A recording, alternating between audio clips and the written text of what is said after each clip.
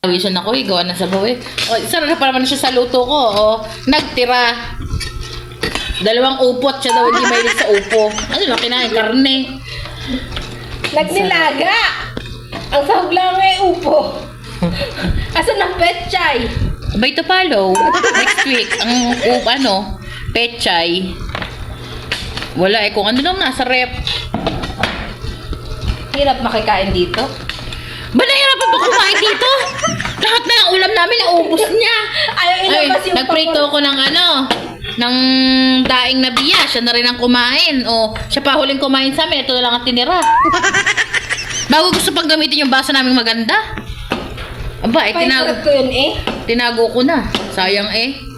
Ang sayang doon. Hindi naman nauubos yun. Baka mabasag mo.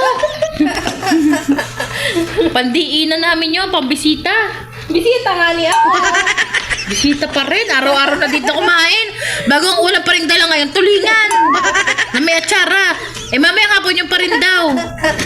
Hanggat hindi nauubos yun, ayun pa rin ang aming ulam. Diyos ko po. Baka to bukas pilay na. Hindi na makapunta din eh. Pipilitin ko pumunta. Bay, kakain na kami. Alas 10 na ng umaga. Bay, nakapunta pa din dito para kumain. Alam na alam din yung gising at saka yung luto na ulam. Mauutas na nga ako. Ang tagal yung gumising. Ang tagal na gutom na ako. Grabe, hinintay pa talaga kami. Alam mo din na nagluluto na ako, no? Siyempre, naglaga muna ako. Para alam ko. Sabi ko, alas 6 ako gumising. Mga 7:30 naglaba ako. Ano nilaban mo? Nadamit namin. Sabi na, para pagtapos ko, di gising ka na. Kasi ako'y mauutas na. Ang tagal yung magluto. Kakahiya, dat pala inaagahan ko at may nag-iintay sa aming kakain.